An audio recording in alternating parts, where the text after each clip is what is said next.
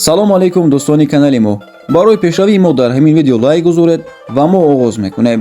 имрӯз тасмим гирифтем ки хабарҳои навро аз ҷаҳони ММА пешкашатон намоем. дӯстон, бо новинкаҳои нав хотири шуморо шод мекунем. ин костюм Адриана ном дорад, ки бисёр сифати хуб, материали шинами бароҳат ва бисёр сабук барои ҳаррӯза дар ин фасли хунукӣ ба бар кардан мебошад. ин костюм айни ҳол дар тренд буда кам дастрас аст.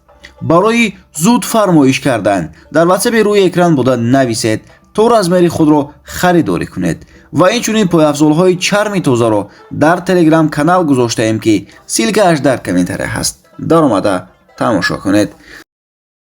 рӯзи гузашта варзишгари тоҷик Муҳаммад Наимов хабар дод ки тайёр аст моҳи феврал ё март ба Оттагон баргардад. инчунин ӯ қайд кард ки тайёр аст бо варзишгарони топ 20 ва ё топ 10 биҷангад. бояд гуфт ки айни ҳол Наимов дар Тоҷикистон қарор дошта дар толорҳои душанбе тамрин карда истодааст. ҷонибек Қодиров варзишгари тоҷик пас аз баромадаш дар мусобиқаи Урал FC 5 бар зидди Тамерлан Меджидов ки ӯро ба нокаути техникӣ шикаст дод, шӯҳрати зиёдеро дар байни мухлисони ММА ба даст овард.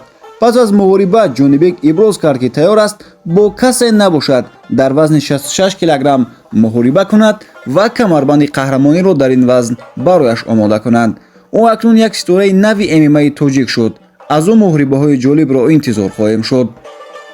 хуршед Қаҳоров варзишгари тоҷик қаҳрамони PFL Аврупо ва сазовори ҷоизаи $100,000 шуд. хуршед дар финали гран-при PFL Фрэнс Мламборо бо нокаути техникӣ дар раунди дуюм шикаст дода қаҳрамон шуд.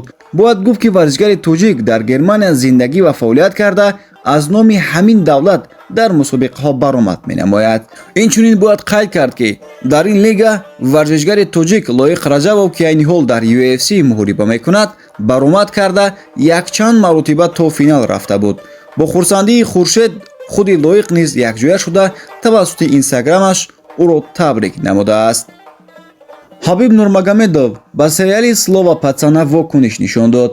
сериали русии Слова пацана ки бо суръат маъруфият пайдо кард, қаҳрамони собиқ UFC дар вазни сабук Ҳабиб Нурмагомедовро бетафовут нагузошт, ки ба воситаи шабакаи иҷтимоӣ ба иҷрокунанда яке аз нақшҳои асосии актёр Иван Янковский ки Вова Адидасро бозӣ кардааст муроҷиат кард.